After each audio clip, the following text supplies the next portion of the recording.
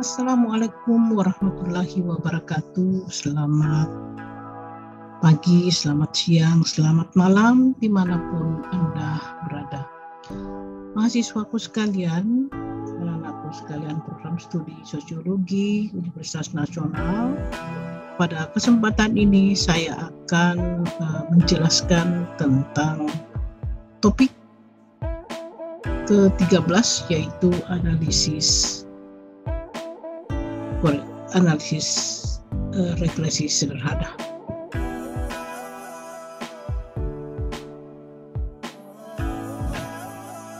Anakku sekalian, pada pertemuan sebelumnya kita sudah membahas tentang analisis korelasi, baik korelasi sederhana maupun korelasi berganda. Maka pada kesempatan kali ini saya akan melanjutkan pembahasan kita tentang masih seputar korelasi, namun korelasinya ini adalah jenis korelasi sebab akibat yang biasa kita sebut dengan analisis regresi.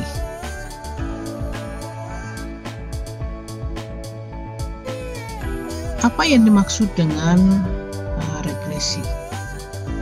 Analisis regresi merupakan studi ketergantungan satu atau lebih variabel bebas terhadap variabel tidak bebas dengan maksud untuk meramalkan nilai variabel tidak bebas. Jadi berbeda dengan analisis korelasi dan telah kita pelajari yang lalu bahwa korelasi itu hubungannya hanya sekedar hubungan semata, jadi ada yang hubungannya simetris, yaitu hubungan yang tidak menyebabkan sebab akibat, tidak berarti hubungan itu X mempengaruhi Y, melainkan itu hanyalah hubungan setara. Berbeda dengan regresi, maka regresi merupakan studi ketergantungan, jadi ada ketergantungan antara variabel bebas terhadap variabel tidak bebas. Itu biasa disebut dengan variabel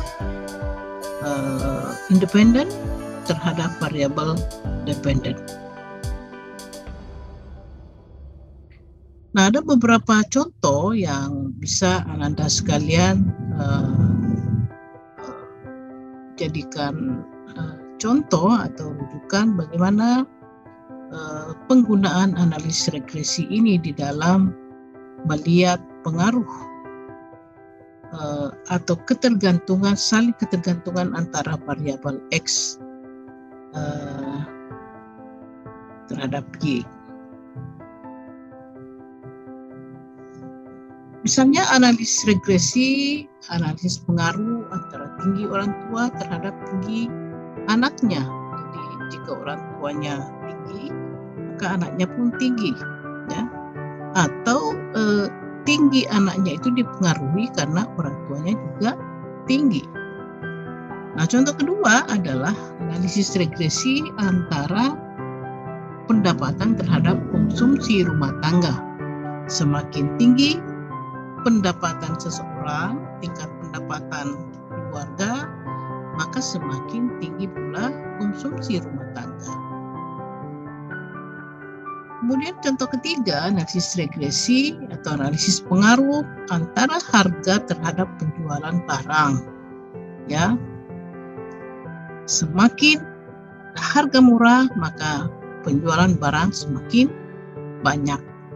Sebaliknya semakin tinggi harga, maka penjualan pun bisa menurun, ya. Jadi ada hubungan sebab akibat antara variabel X dan variabel Y. Contoh keempat adalah analisis pengaruh atau regresi antara tingkat upah terhadap tingkat pengangguran.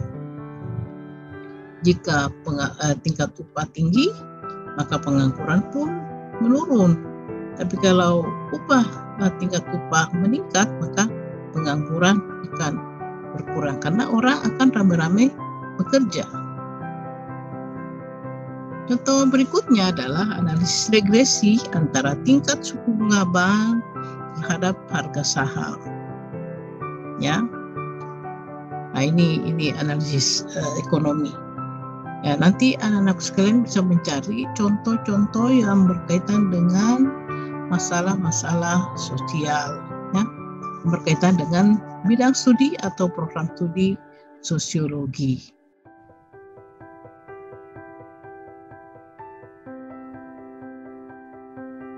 Analisis, contoh ke-6, analisis regresi antara biaya periklanan terhadap volume penjualan perusahaan. Ya, semakin tinggi biaya periklanan, semakin banyak uang yang dikeluarkan untuk melakukan promosi atau periklanan, maka volume penjualan perusahaan pun akan meningkat. Jadi volume penjualan itu dipengaruhi oleh besarnya biaya promosi yang telah dikeluarkan. Nah, itu kira-kira contoh-contoh yang berkaitan dengan analisis regresi. Nah, nanti di contoh yang akan kita latihkan di sini adalah contoh tentang promosi atau periklanan terhadap jumlah mahasiswa baru, program studi, 8 program studi di Universitas Nasional. Nah, makna variabel X dan Y, apa sih sebenarnya makna X dan Y itu di dalam statistik?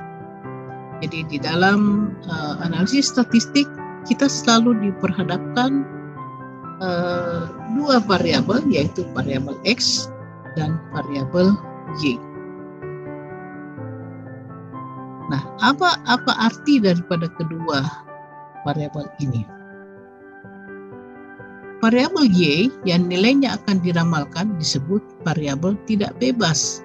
Jadi dia yang terpengaruh, dia yang ditentukan, dia yang disebabkan, ya. Bukan dia menjadi penyebab, tetapi dia akibat, ya. Ya. Sedangkan variabel X yang nilainya digunakan untuk meramalkan nilai Y disebut variabel bebas atau independent variabel, atau biasa juga disebut dengan variabel peramal dan seringkali disebut sebagai variabel yang menerangkan, jadi explanatory. Kalau variabel peramal disebut prediktor, kalau variabel yang menerangkan yaitu explanatory. Tetapi yang paling kita sering gunakan adalah variabel independen.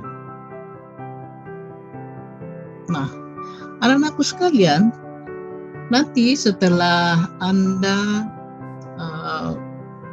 melakukan analisis dengan menggunakan tools SPSS, maka Anda akan secara otomatis akan keluar hasil, ya, hasil scatter plot example-nya seperti ini.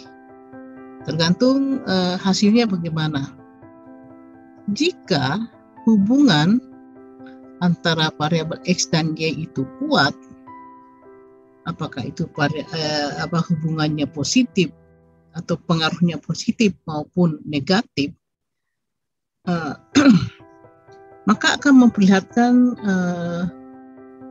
seperti ini. Jadi sebaran data yang akan terlihat di sini kelihatan berdekatan semua, ya, dan berbentuk linear. Dia berbentuk linear. Kalau dia pengaruhnya positif, maka membuat garis dari bawah ke atas, ya, menuju ke variabel X.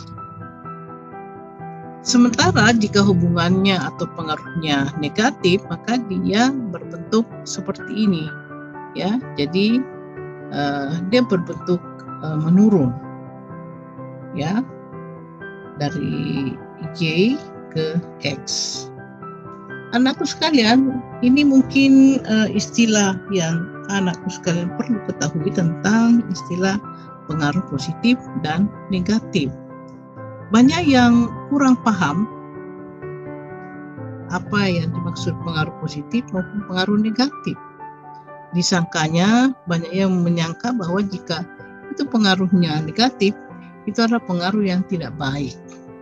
Padahal di dalam pengujian statistik pengaruh positif negatif di sini tidak dalam konotasi baik dan tidak baik. Tetapi istilah positif itu digunakan manakala variabel X itu mempengaruhi secara positif, bertambah. Jika X bertambah, maka Y pun ikut bertambah. Jika X ditingkatkan, maka Y pun ikut meningkat.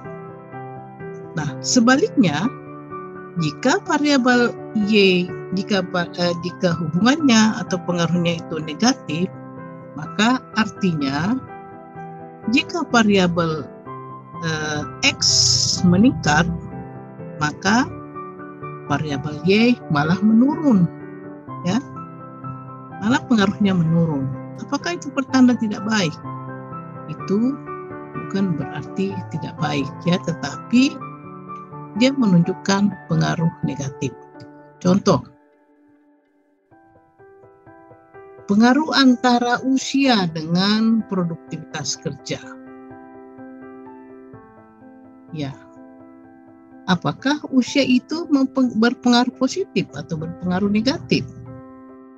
Nah, berdasarkan teori, maka ternyata usia itu berpengaruh negatif terhadap produktivitas kerja. Artinya, semakin tua seseorang, semakin meningkat usia seseorang, maka produktivitas kerjanya semakin menurun, ya. Jadi bukannya dia semakin meningkat. Nah, berbeda tadi dengan pendapatan, ya. Jika pendapatan seorang meningkat, maka konsumsi rumah tangga pun ikut meningkat, maka itu disebut pengaruh positif. Jika promosi ditingkatkan, maka jumlah mahasiswa baru juga akan meningkat. Ya, nah itulah disebut dengan istilah positif, pengaruh positif dan pengaruh negatif. Nah, gambar di sebelah ini, nah ini kita melihat titik-titiknya ini terpencar, jadi tidak saling berdekatan. Baik itu pengaruhnya positif maupun pengaruhnya negatif, maka jika gambarnya seperti ini, scatter plotnya muncul seperti ini, maka itu berarti hubungannya lemah. Ya, nah, berbeda tadi dengan ini, datanya berdekatan semua, maka jika seperti ini, maka itu disebut dengan strong relationship, ya, jadi hubungannya kuat. Sementara ini adalah hubungannya lemah, tetapi masih tetap ada hubungan, masih tetap ada pengaruh. Ya. Nah, berbeda dengan gambar yang ketiga ini. Nah, ini jika gambarnya seperti ini, datanya terpencar sedemikian rupa, nggak jelas, ya. Rata, entah ke atas atau entah ke bawah, nggak jelas. Begitu juga jika gambarnya seperti ini, meskipun dia berdekatan, ya, berdekatan, tetapi dia rata ke samping, rata ke kanan, maka ini disebut no relationship, ya, tidak ada hubungan sama sekali, ya, karena dia sama-sama tidak saling mempengaruhi. Jadi jumlah mahasiswa baru tidak dipengaruhi atau tidak disebabkan oleh adanya promosi. Ya, jumlah konsumsi rumah tangga tidak dipengaruhi oleh karena peningkatan pendapatan. Nah, seperti itu. Jadi itu artinya bahwa jika kita melakukan analisis regresi, maka ketiga gambar tadi, ya, apakah dia hasilnya seperti ini atau hasilnya seperti ini, atau bisa seperti ini, tergantung pada hasil daripada pengujian kita. Jika pengaruhnya kuat, maka gambarnya akan keluar seperti ini. Jika pengaruhnya lemah, maka gambarnya keluar seperti ini. Ya, datanya terpencar. Nah, jika tidak ada hubungan sama sekali, maka gambarnya akan muncul seperti ini. Nah, inilah yang disebut dengan pengaruh. Baik, anak sekalian, kita mempelajari dulu. Kita harus mengetahui dulu apa sih perbedaan antara korelasi dengan regresi. Ya, yang kemarin pada minggu lalu kita sudah bahas bersama. Pertama, bahwa korelasi itu hanya menunjukkan sekedar hubungan. Dalam korelasi, variabel tidak ada istilah tergantung dan tidak ada istilah variabel bebas. Ya. Meskipun ada istilah X dan Y, tetapi itu hanyalah sekedar penamaan. Ya. Tetapi X bukannya mempengaruhi Y. Y bukannya tergantung pada X. Sementara regresi menunjukkan hubungan pengaruh atau hubungan sebab akibat. X menyebabkan Y, Y disebabkan oleh X. Dalam regresi terdapat istilah tergantung dan variabel bebas. Ada istilah dependent dan independent variabel. Ya, jadi anak-anak sekalian sudah bisa lebih memahami dan lebih bisa membedakan antara korelasi dengan regresi. Nah, berikutnya istilah-istilah dan notasi variabel dalam regresi. Tadi saya sudah singgung sebelumnya, ya, apa-apa saja yang menjadi istilah yang biasa digunakan untuk kedua variabel ini. Jadi variabel Y dan variabel X. Y itu sering disebut dengan variabel tergantung, variabel yang dijelaskan, variabel yang diramalkan, variabel yang diregresi, variabel tanggapan. Sementara X seringkali diberi istilah sebagai independent variabel, variabel yang menjelaskan, variabel peramal, variabel yang meregresi, dan variabel perangsang atau kendali.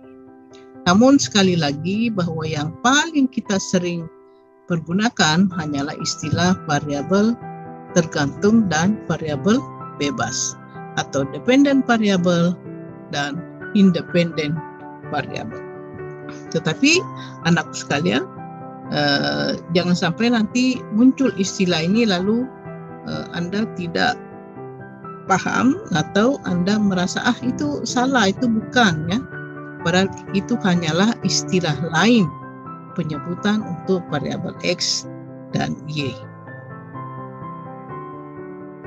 Nah, inilah rumus persamaan regresi yang akan kita cari, yang akan kita hitung, ya, untuk menentukan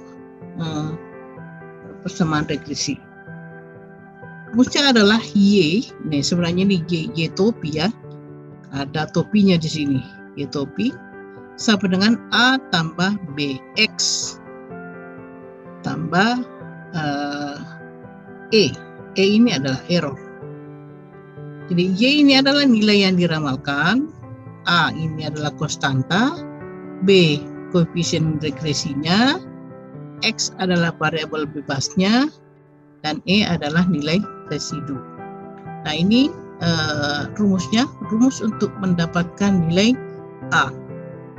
A sama dengan sigma Y dikurang B kali sigma X per N. Nah, karena untuk mendapatkan A, terlebih dahulu kita harus mengetahui berapa Y, berapa sigma Y-nya, berapa nilai B-nya, dan berapa sigma X-nya, dan berapa N-nya.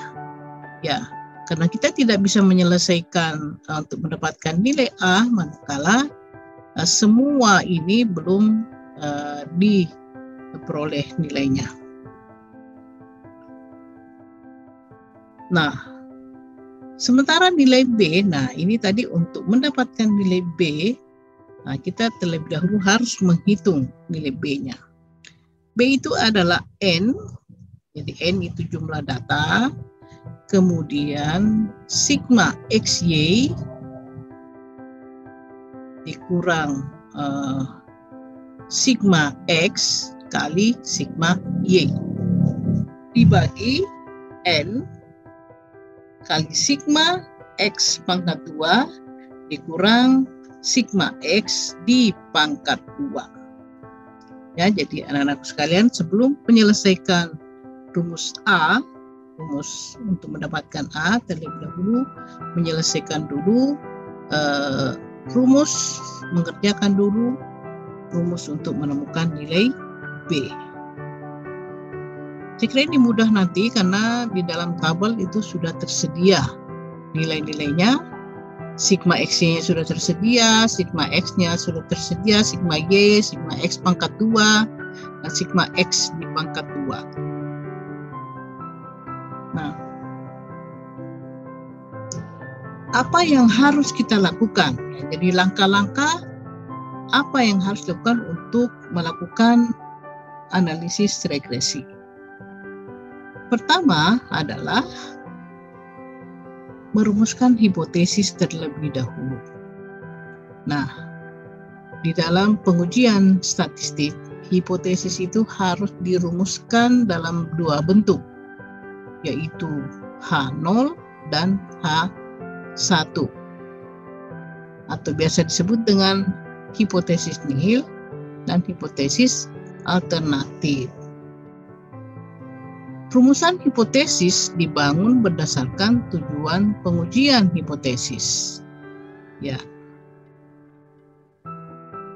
Misalkan, pengujian hipotesis dilakukan bertujuan untuk menguji apakah variabel independen berpengaruh terhadap variabel dependen. Maka simbolnya seperti ini, H0 ya sama dengan B. Jadi untuk mendapatkan H0 ya kita melihat rumus pengujiannya, kriteria pengujiannya adalah B sama dengan 0. Sementara H1 adalah B tidak sama dengan 0. Ya, jadi kita mau melihat apakah variabel independen berpengaruh terhadap variabel dependen. Kemudian jika pengujian dilakukan bertujuan untuk menguji apakah variabel independen berpengaruh positif terhadap variabel dependen, maka kita pengujiannya, kriteria pengujiannya adalah H0 jika H0 B lebih kecil atau sama dengan 0. Sementara H1 B lebih besar daripada 0. Nah, jika B-nya lebih kecil daripada 0 atau H1-nya lebih besar daripada 0, maka keputusannya nanti apakah H0 ditolak atau H1 diterima, ya. Nah, nanti kita akan melihat contoh. Kemudian berikutnya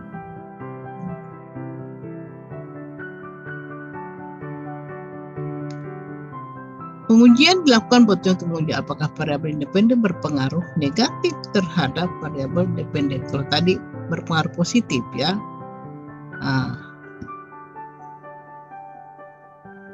H0-nya jika B,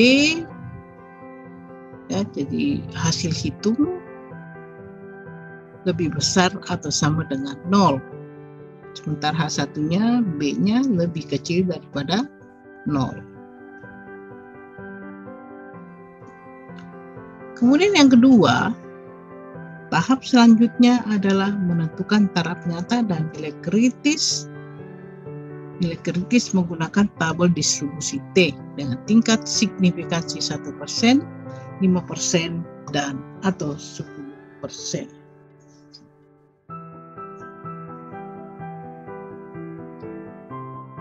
Ya, jadi untuk menentukan apakah hipotesis diterima atau ditolak, maka harus kita masuk pada tabel distribusi T. Ya, rujukannya adalah tabel distribusi T. Dengan rujukan DF-nya sama dengan N kurang 1. Jadi berapapun N-nya, itu dikurang K. Sorry ya, jadi N kurang K. N-nya adalah jumlah sampel, sementara K-nya adalah jumlah variabel. Apakah variabelnya ada 2, ada 3? Jika variabelnya hanya terdiri 1 independen, 1 dependen, maka berarti K-nya sama dengan 2. Tapi kalau jumlah independennya ada 2, ada 3, maka itu berarti jumlah K-nya sama dengan 4. Karena 3 independen, 1 dependen. Nah itu nanti kriteria pengujian yang kita bisa lihat dengan merujuk pada tabel distribusi T. Nah, sekarang menentukan nilai hitung T hitung. Ya. Nah, T hitung rumusnya adalah B dikurang beta, ya, jadi B simbol ini adalah beta dibagi SB. Nah, ini rumusnya SB. Tadi ini kan nilai B ini kita sudah dapat, ya.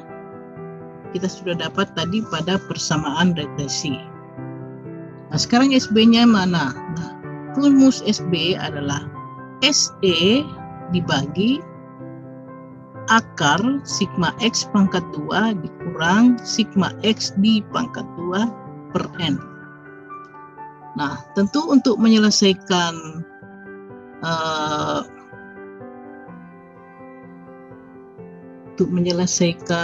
rumus ini, maka harus, karena kalau ini kan sudah diperoleh, ya, sudah ada sigma X, nanti sigma X pangkat 2, ini SE-nya harus dicari lebih dahulu untuk menyelesaikan rumus ini. Nah, rumus untuk mendapatkan SE ini adalah sigma ya, Y dikurang Y topi di pangkat 2. Nah, jadi ini tadi Y topinya diperoleh pada persamaan regresi.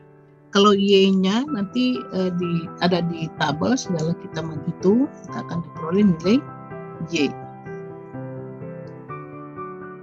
Kemudian dibagi N kurang K, maka diperolehlah SE-nya. Kemudian dimasukkanlah hasil SE ini ke sini untuk mendapatkan SB. Nah, masukkan di sini, maka diperoleh nilai hitung.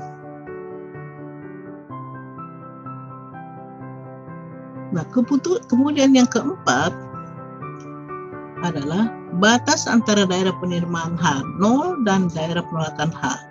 0 adalah nilai kritis namanya. Nah, setelah itu kita menarik kesimpulan. Kesimpulan dibuat berdasarkan keputusan yang diambil, misalnya pada langkah keputusan menerima H0, maka kesimpulannya adalah sebagai berikut.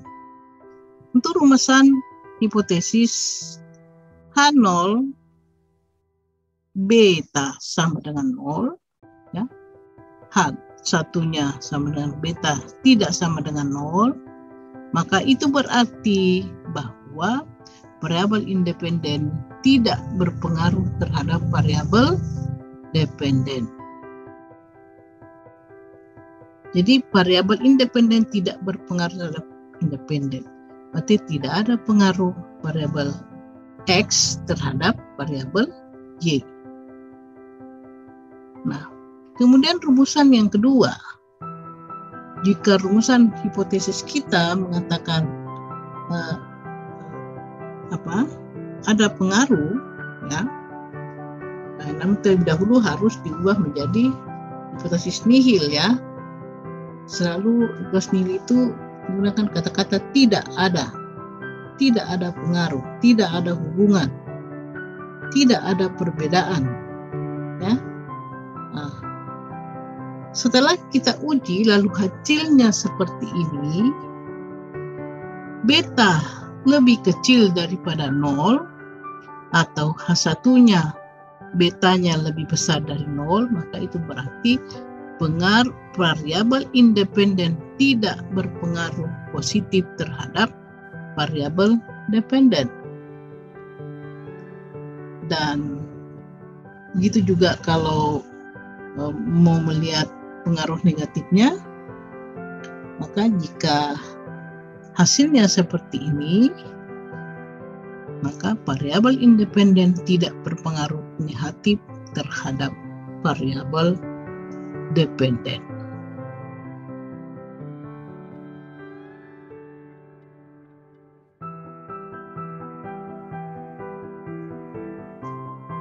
Contoh kasus, ya ini sekarang kita sudah mulai berlatih, ya. Ini perhatikan baik-baik bagaimana alur perjalanan analisis regresi. Dan seperti inilah nanti anak-anakku sekalian akan kerjakan, ya. Nanti akan dikerjakan melalui tugasnya dengan melihat contoh bagaimana step demi step untuk menemukan kesimpulan akhir daripada hasil analisis kita. Ini contoh kasus saja, bahwa seorang kepala biro kemahasiswaan akan meneliti apakah terdapat pengaruh biaya iklan atau biaya promosi terhadap perolehan mahasiswa baru pada program studi di UNAS. Nah, untuk kepentingan penelitian tersebut diambillah 8 program studi yang telah melakukan promosi. Nah, kalau di PSIP saja itu sudah ada 5 program studi, ya. Ada program studi sosiologi, administrasi, hubungan internasional, politik, dan komunikasi. Nah, sisanya ada 3. Ya, taruhlah misalnya di ekonomi, ya, ada manajemen, ada akuntansi, dan sebagainya, ya. Jadi oke lah, kita mengambil 8 program studi. Nah, pemecahannya pertama, misalnya judulnya, ya. Jadi nanti juga Ananda sekalian akan disuruh membuat judul. Pengaruh biaya promosi terhadap perolehan mahasiswa baru. Judulnya seperti itu, ya. Kemudian pertanyaan penelitiannya atau biasa disebut dengan rumusan masalah adalah apakah ada pengaruh. Jadi di sini ada kata ada, ya. Apakah ada pengaruh biaya promosi terhadap perolehan mahasiswa baru. Kemudian hipotesisnya berbunyi terdapat pengaruh biaya promosi terhadap perolehan mahasiswa baru. Jadi antara judul, rumusan masalah, dan hipotesis itu senada semua. Hanya satu hal yang kita mau bicarakan. Jadi di sini hanya berbicara tentang biaya promosi dan perolehan mahasiswa baru. Jadi tidak loncat-loncat. Judulnya, kemudian dari judul muncul pertanyaan, dari pertanyaan itu muncullah jawaban sementara. Dan jadi hipotesis itu adalah sesungguhnya merupakan jawaban sementara dari pertanyaan penelitian yang telah kita ajukan sebelumnya. Nah, inilah yang kita mau teliti. Apakah ada pengaruh biaya promosi terhadap perolehan mahasiswa baru. Nah, kriteria penerimaan hipotesis, ya, terlebih dahulu tadi kita rubah menjadi hipotesis 0 atau hipotesis nihil, yaitu tidak terdapat pengaruh positif biaya promosi terhadap perolehan mahasiswa baru. Sementara hipotesis alternatifnya berbunyi terdapat pengaruh positif biaya iklan terhadap perolehan mahasiswa baru. H0 diterima jika, nah, H0-nya diterima dalam arti tidak terdapat pengaruh positif biaya promosi terhadap perolehan mahasiswa baru jika B-nya lebih kecil atau sama dengan 0. T hitung atau T hitung, ya singkatnya adalah T hitungnya, T hasil perhitungan kita lebih kecil atau sama dengan T tabel. Jadi sebaliknya, jika B-nya lebih besar daripada 0 atau T hitungnya lebih besar daripada T tabel, maka itu HA diterima. Dalam arti bahwa terdapat pengaruh positif biaya iklan terhadap perolehan mahasiswa baru. Oke, anak-anakku sekalian sudah bisa memahami bagaimana alur langkah-langkah, ini baru sampai langkah keempat ya, untuk menentukan apakah terdapat pengaruh positif biaya iklan terhadap perolehan mahasiswa baru. Langkah kelima, jadi sampelnya tadi ada 8 program studi, ya. Kemudian langkah keenam adalah data yang dikumpulkan. Nah, inilah dia data-datanya. Nah, kita lihat ini 64, 61, 84, 71, 72. Nah, ini adalah biaya promosi, ya. Mungkin 20 juta, 16 juta, 34 juta, 23 juta. Nah, taruhlah ini biaya angka-angka ini dalam juta, ya. Nah, kita melihat sepintas saja, ini kita melihat bahwa ini saja ya. Ini angka tertinggi ini 34, 84 hasilnya.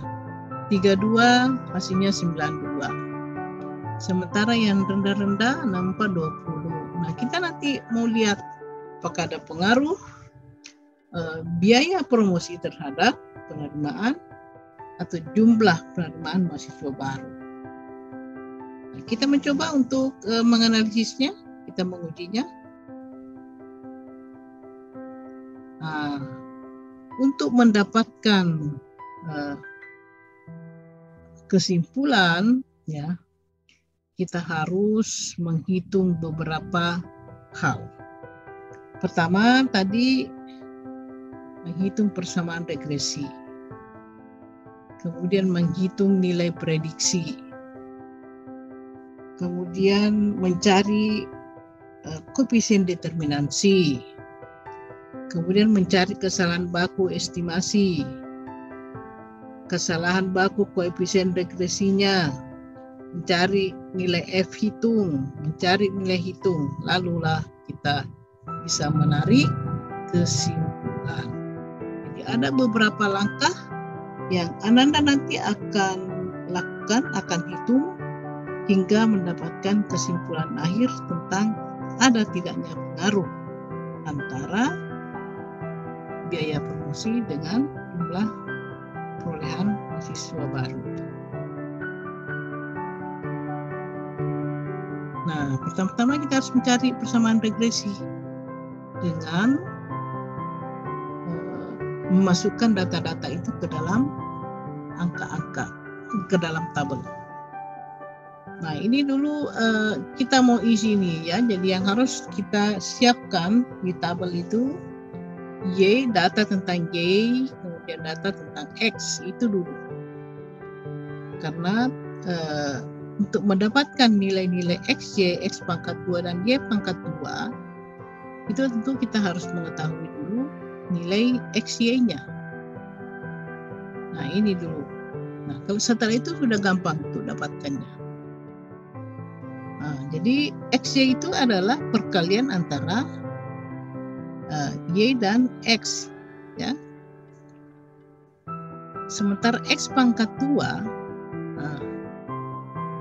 X pangkat 2, jadi nilai X itu di pangkat 2. Begitu juga dapatkan Y pangkat 2, nilai Y itu dikuadratkan, maka hasilnya seperti ini.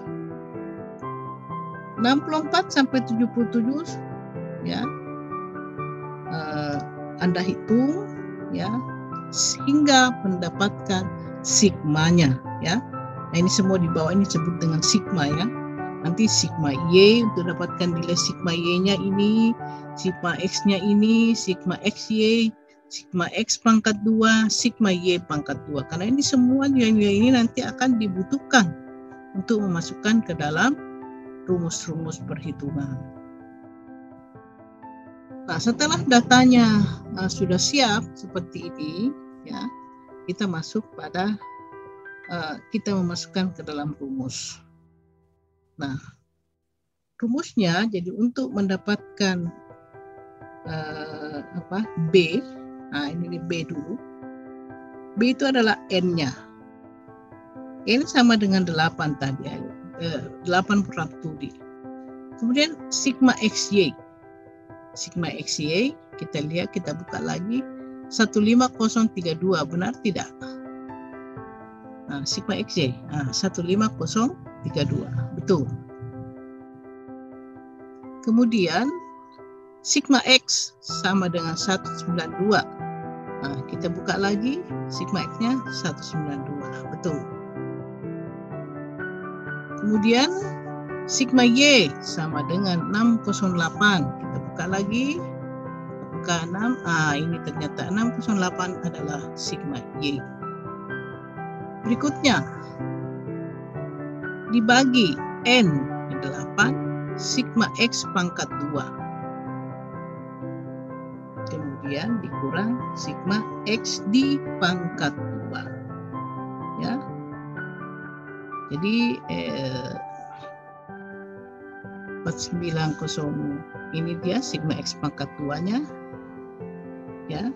Kemudian nanti sigma X-nya di pangkat 2. Jadi ini 192 di pangkat 2, ya. Nah, berbeda hasilnya nanti, berbeda. Ya, jadi kemudian setelah itu kita hitunglah. 8 dikali ini, kemudian dikurang 192 kali 608 dibagi 8 dikali ini dikurang 192 pangkat 2, jadi cari dulu ya ini. Nah, nanti hasilnya sama dengan 1,497. Nah, ini dipegang ya. Karena nanti ini akan menjadi angka yang penting untuk menghitung nilai-nilai seterusnya. Ya. Mencari T hitung, mencari F hitung, dan sebagainya ya, sangat dibutuhkan. Jadi inilah nilai B-nya. Kemudian nilai A,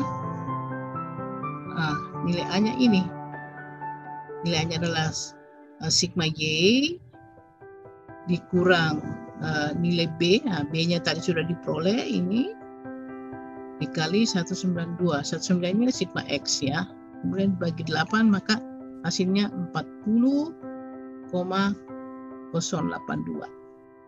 Lalu dimasukkanlah ke dalam persamaan regresi, ya, sama dengan Y topi 40,082 ditambah 1,497. Ini adalah nilai B, ya. Kemudian X tambah E. Nah, inilah persamaan regresinya. Nanti apa artinya kita lihat pada berikutnya.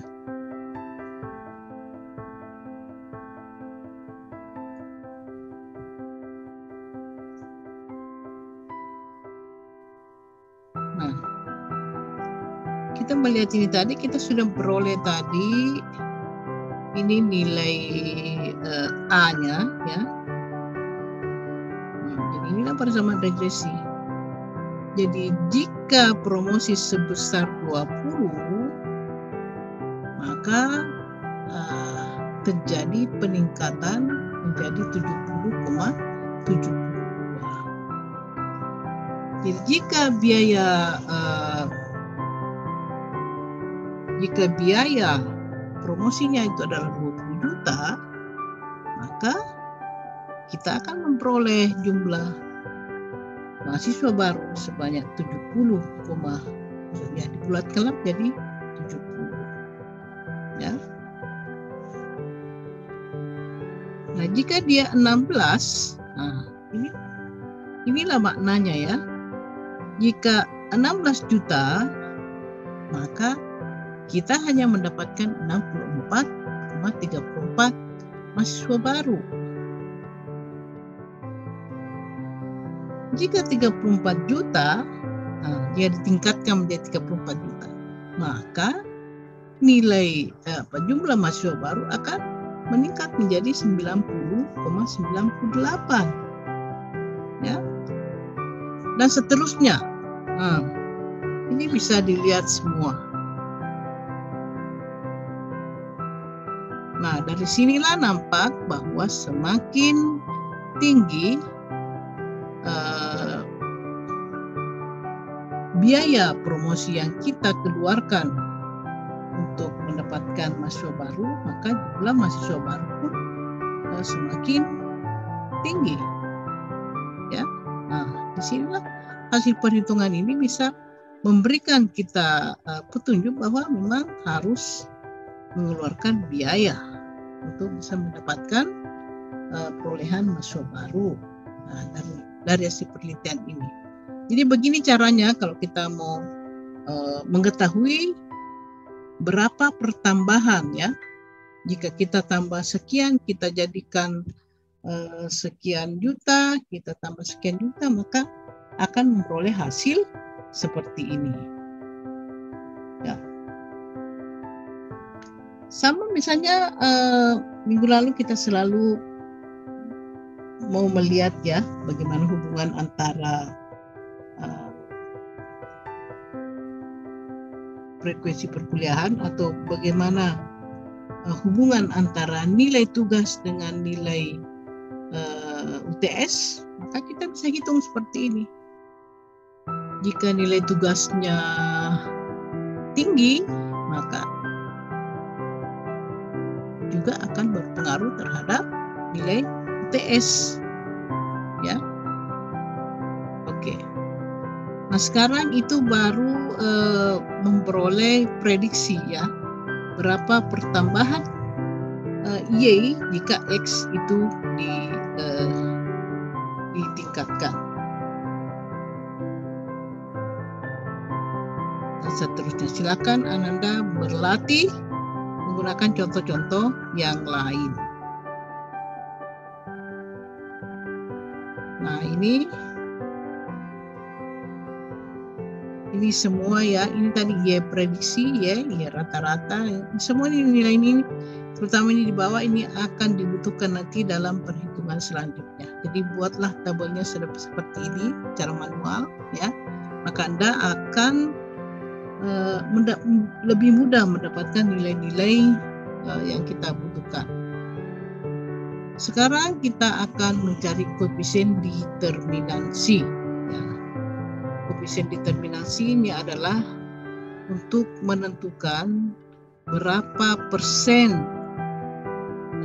X itu mempengaruhi Y.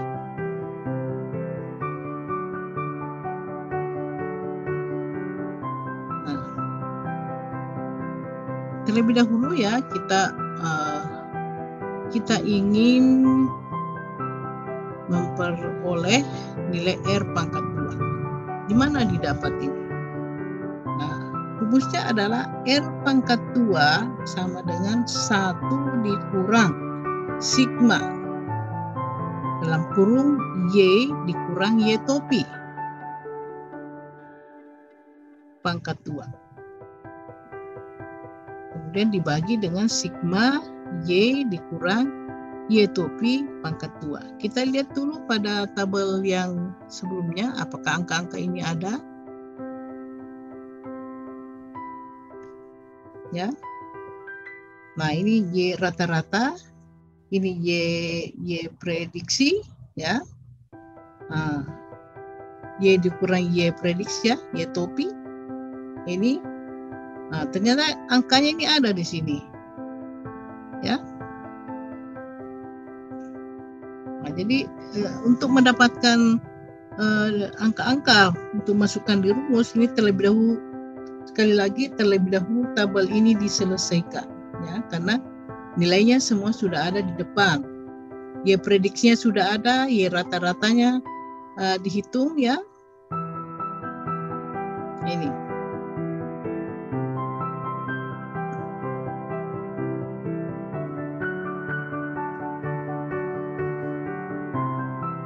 Oke.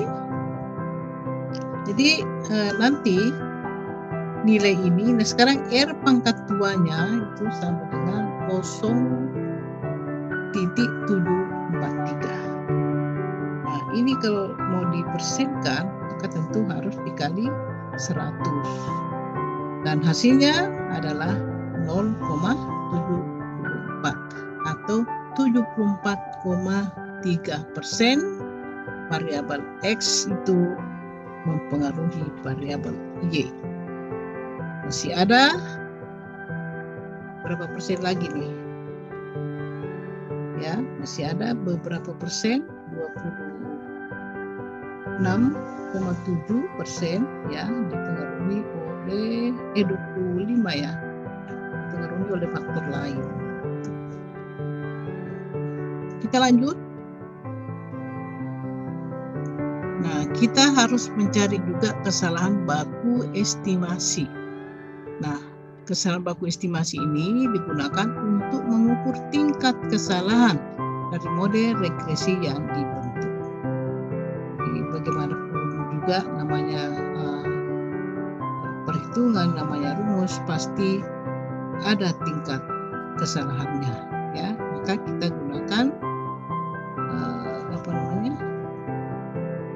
kita gunakan rumus ini. Rumus ini adalah SE, ya, standar error.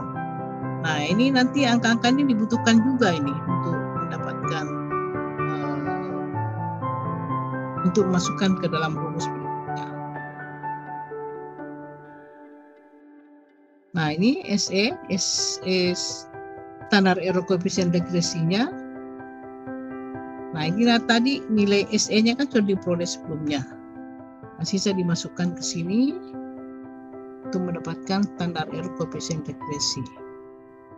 Anakku sekalian,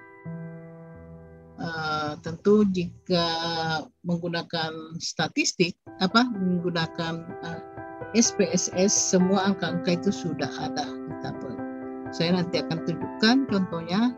Namun di dalam tugas ini tentu anak sekalian belum dianjurkan menggunakan analisis SPSS, ya. Nanti kuliah berikutnya baru Anda akan harus mempraktikkannya ke dalam SPSS. Tapi gunakan dulu alur ini, ya. Tempuh step-step ini untuk menemukan dari mana angka itu diperoleh. Nah, langkah selanjutnya adalah melakukan uji F. Nah, uji F ini digunakan untuk uji ketepatan model. Apakah nilai prediksi mampu menggambarkan kondisi sesungguhnya? Ya, kriteria pengujiannya adalah H0 diterima jika F hitung lebih kecil atau sama dengan F tabel. Jadi nanti rujukannya juga ini adalah F tabel, ya, ada di statistik F tabel. Anak saya bisa nanti mencarinya di Google, juga itu tersedia semua, nilai F, nilai T, nilai R, ya. Nah, sebaliknya H alternatif diterima jika F hitung lebih besar daripada F tabel. Nah, bagaimana mendapatkan F hitung itu, F hitung sama dengan R pangkat 2, tadi sudah kita dapatkan sebelumnya ya, dibagi K dikurang 1. K ini adalah jumlah variabel, ingat, dikurang 1, karena variabelnya hanya 2, maka 2 kurang 1. Kemudian 1 dibagi 1 kurang R pangkat 2, N kurang K, jadi N-nya tadi 8, dikurang K adalah 2, berarti 6 ya. Nah, nanti kita dapatkan hasil hitung seperti ini. R pangkat 2-nya sama dengan ini. Ini tadi K-nya dikurang 1 dikurang ini, kemudian maka nanti kita dapatkan hasil seperti ini. Jadi inilah F hitungnya. Nah, nanti F hitung ya, cari rujukannya di nilai F untuk menentukan apakah model yang kita gunakan itu tepat untuk menilai prediksi, menggambarkan kondisi sesungguhnya ya.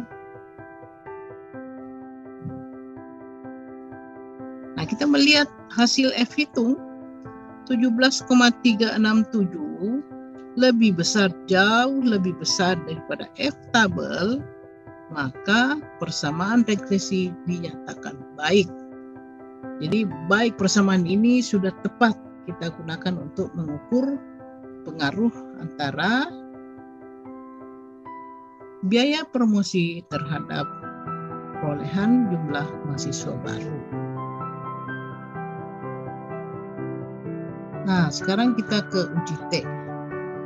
Nah, uji T digunakan untuk mengetahui pengaruh variabel bebas terhadap variabel tergantung. Ya, jadi uji T inilah yang digunakan untuk melihat pengaruh. Apakah variabel X berpengaruh terhadap Y? Apakah promosi berpengaruh terhadap jumlah mahasiswa baru? Nah, tadi juga kita sudah mengetahui bagaimana mendapatkan T hitung ya.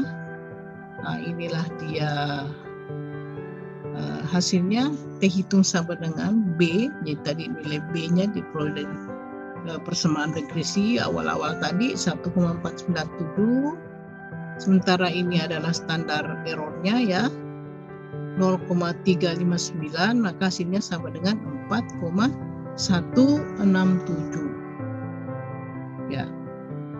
Nah, apakah 4167 ini lebih besar? Nah, ini kan F hitung, T hitung ya. Karena diterima H0 diterima jika T hitung lebih kecil atau sama dengan T tabel. Diterima jika T hitung lebih besar daripada T tabel. Nah, kita mau lihat hasilnya. Nah, ternyata T hitungnya 4,167 itu lebih besar daripada T tabel. T tabelnya hanya 1,943. Maka H0 diterima. Berarti ada pengaruh promosi terhadap perolehan jumlah mahasiswa baru. Ya. Nah, inilah anak-anakku sekalian, kalau ini tadi dihitung menggunakan SPSS, maka summary outputnya akan diperoleh seperti ini. Semua angka-angka yang kita hitung tadi sudah ada ya. R-square-nya berapa, standar errornya, jumlah sampel 8, kemudian inilah hasilnya tadi. Ini nilai apa? Nilai persamaan regresinya, standar error, ini nilai T hitung, P value, ya ini di bawah ini. Ini tadi adalah hasil persamaan regresi, ya. Ini adalah standar error, ini adalah T hitung, ya. Inilah PPLU.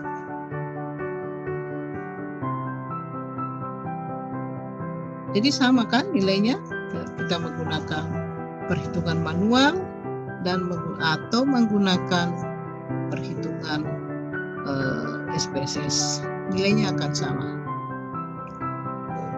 Nah, kita melihat persamaan regresi linearnya 0,082 ditambah 1 497x, ya. Nah, tadi kan kita sudah temukan nilai hitungnya sama dengan 4167. Nilai ini digunakan pengujian antara koefisien regresi untuk mengetahui apakah variabel independen berpengaruh secara signifikan terhadap pengaruh nilai variabel dependen. Untuk kasus ini, jadi tadi kita menggunakan alfa 5%, tingkat kesalahan 5%, sehingga nilainya bisa diperoleh seperti ini, ya. T hitungnya, jadi kita ini menemukan T hitung untuk menemukan ada tidaknya pengaruh. 8 ini adalah sampel dikurang 2, jadi N kurang K, ini variabel.